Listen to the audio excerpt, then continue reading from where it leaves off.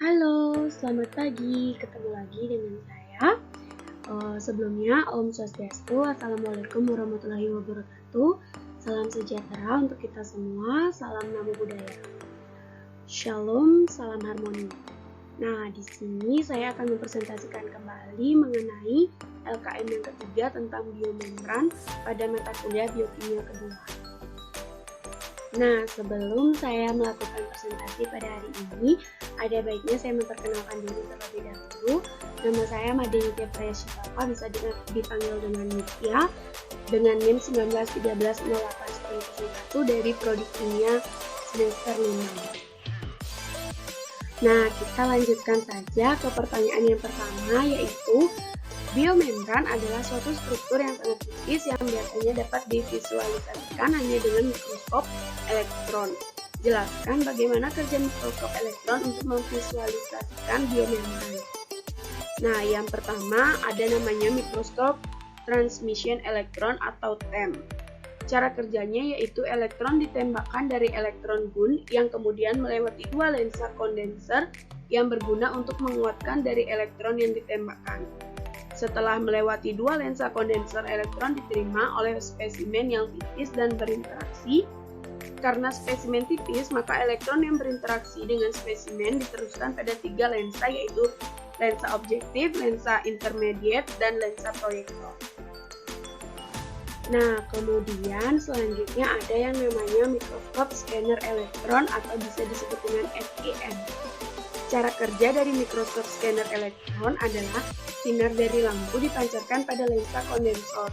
Sebelum masuk pada lensa kondensor ada pengatur dari pancaran sinar elektron yang ditembakkan. Sinar yang melewati lensa kondensor diteruskan lensa objektif yang dapat diatur maju mundurnya. Nah, sinar yang melewati lensa objektif diteruskan pada spesimen yang diatur miring pada pencengkalnya. Spesimen ini disinari oleh deteksi X-ray yang menghasilkan sebuah gambar yang diteruskan pada layar monitor. Nah, kemudian kita lanjutkan lagi ke pertanyaan yang kedua, yaitu jelaskan konsep dari membran biologis setelah berkembang dengan berkembangnya dan digunakannya metode kimia dan morfologi. Nah, sekarang disepakati bahwa biomembran adalah suatu susunan yang teratur dari molekul-molekul protein, fosfolipid, dan kadang-kadang juga dari kolesterol yang tebalnya kira-kira 10 nanometer. Biomembran terbagi dengan tepat ke dalam tiga kategori yang dapat dibedakan oleh hubungan geometri dari sel, komposisi kimia, ultrastruktur, dan tingkah laku fisiologi. Yang mana pembagiannya tersebut adalah yang pertama membran plasma, yang kedua ada membran sitoplasma, dan yang ketiga ada membran nukleus.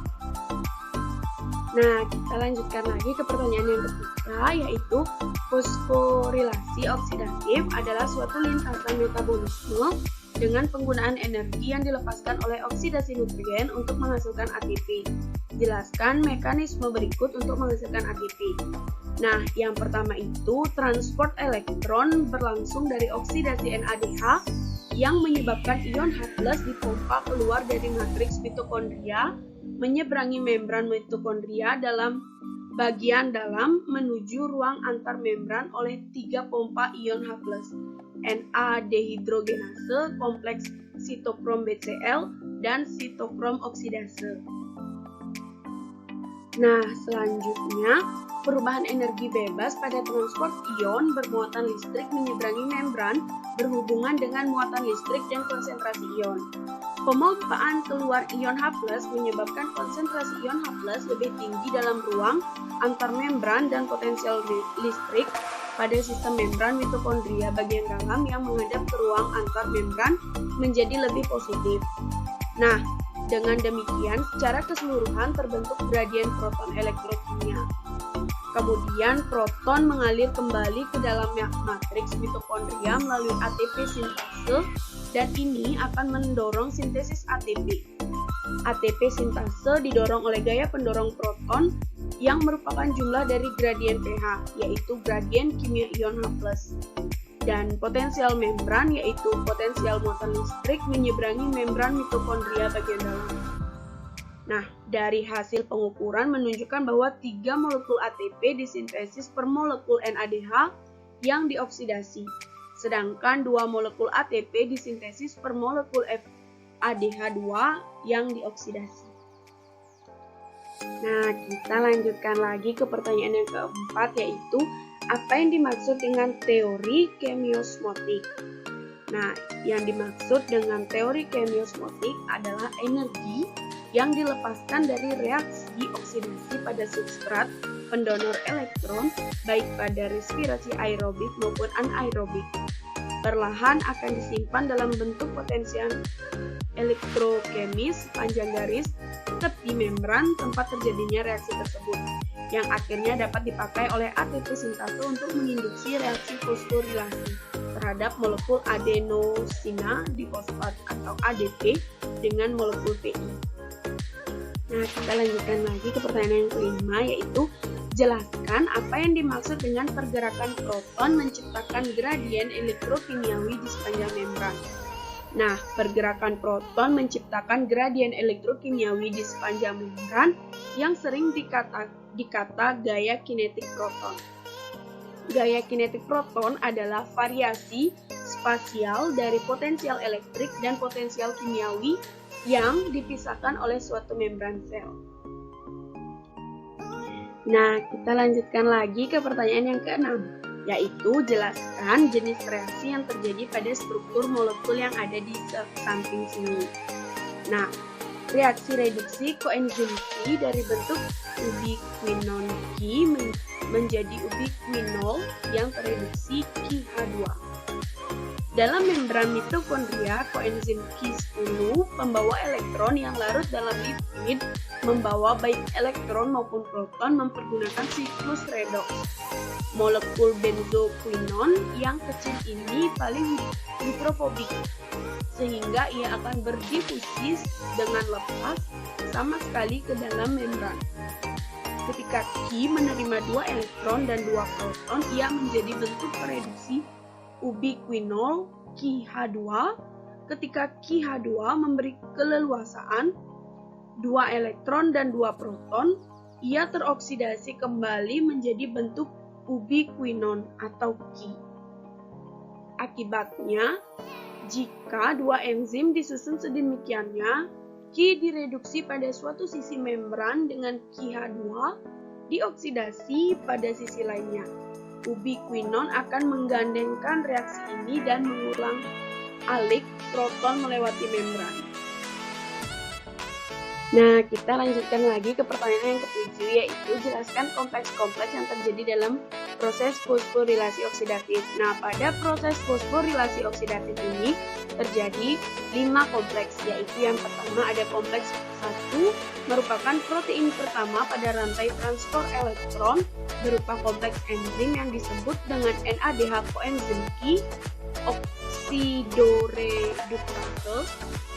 Reaksi redoks yang dikatalisis oleh enzim ini adalah oksidasi NADH dan reduksi koenzim Q10 diwakilkan dengan Q, yang mana NADH plus Q plus 4A plus matriks menjadi NAD plus ditambah dengan QH2 dan 4A plus sitosol. Nah, kemudian oksidasi NADH akan menghasilkan NAD plus yang dibutuhkan untuk siklus asam sitrat dan oksidasi asam lemak, yang mana reaksinya adalah NADH menjadi NAD plus dan H plus dan juga 2 elektron. Kemudian reduksi Q akan mentransfer elektron ke kompleks berikutnya sehingga pada kesudahannya dipakai untuk mereduksi oksigen menjadi cairan, yang mana reaksinya adalah Q ditambah dengan 2H plus dan ditambah dengan 2 elektron menghasilkan QH2.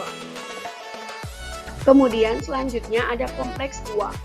Kompleks 2 merupakan kompleks enzim yang disebut dengan suksinat quinon oksidoreduktase, adalah titik datang kedua pada rantai transport elektron yang terdiri dari kompleks enzim suksinat dehidrogenase aerobik dan fumarat reduktase anaerobik.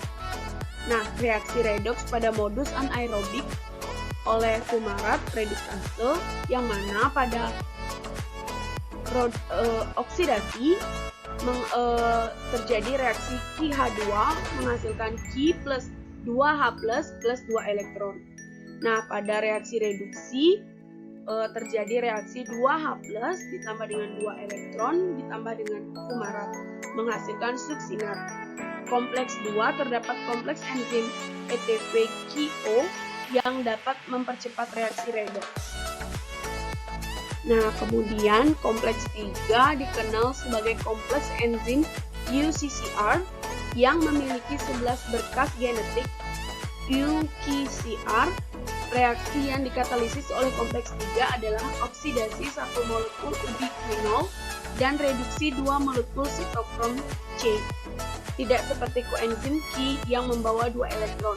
Sitokrom C hanya membawa 1 elektron, yang mana reaksi yang terjadi adalah Ki-H2 ditambah dengan 2 sitokrom C oksigen ditambah dengan 2H+ matriks menghasilkan Ki ditambah dengan 2 sitokrom C reduksi dan 4H+ sitosol. Oleh karena hanya 1 elektron yang dapat ditransfer dari donor Ki-H2 ke akseptor sitokrom C, mekanisme reaksi kompleks 3 lebih berbelit daripada kompleks lainnya dan terjadi dalam 2 langkah. Kemudian kompleks 4 adalah protein terakhir pada rantai transport elektron yang dikenal sebagai kompleks enzim COX. Enzim ini memediasi reaksi terakhir pada rantai transport elektron dan mentransfer elektron ke oksigen, manakala memompa proton melewati membran. Oksigen yang menerima elektron juga dikenal menjadi akseptor elektron terminal, direduksi menjadi cairan. Baik pemompaan proton secara terus-menerus maupun konsumsi proton, matriks pada reduksi oksigen berkontribusi kepada gradien proton. Nah, yang terakhir ada kompleks 5. ATP sintase juga dikatakan dengan kompleks 5 adalah enzim terakhir dalam yang dilintasi fosforilasi oksidatif. Enzim ini ditemukan di seluruh organisme hidup dan berfungsi sama pada prokariota maupun eukariota. Enzim ini mempergunakan tenaga yang tersimpan pada gradien proton di sepanjang membran untuk mendorong sintesis ATP dari ADP dan fosfat atau PI.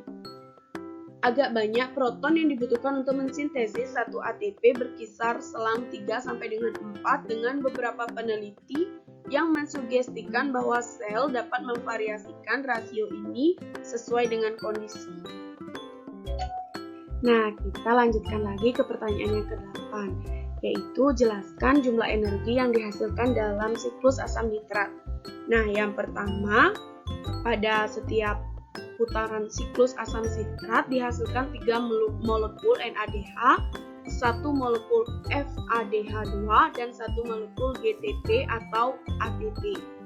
Nah, kemudian yang kedua, setiap molekul NADH dan FADH2 yang dibentuk pada siklus asam nitrat akan menghasilkan masing-masing 3 molekul ATP dan 2 molekul ATP melalui fosforilasi oksidatif. Nah, yang terakhir, yang ketiga, yaitu oksidasi 1 molekul asetil CoA melalui siklus asam nitrat akan menghasilkan 12 molekul ATP. Nah, kita lanjutkan lagi ke pertanyaan yang ke-9, yaitu tuliskan pada tahap mana yang menghasilkan energi. Nah, tahap yang menghasilkan energi adalah NADH dihasilkan pada tahap keempat, yaitu dari proses isositrat dioksidasi menjadi amin ketoglutarat atau 5C dan CO2 oleh isositrat dehidrogenase. Enzim mitokondria ini memerlukan NAD+ yang direduksi akan menjadi NADH. Nah, kemudian FADH2 dihasilkan pada tahap ke-6 dari proses suksinat 4C dioksidasi menjadi fumarat 4C oleh dehidrogenase. FAD terikat kuat pada enzim dan direduksi menjadi FADH2.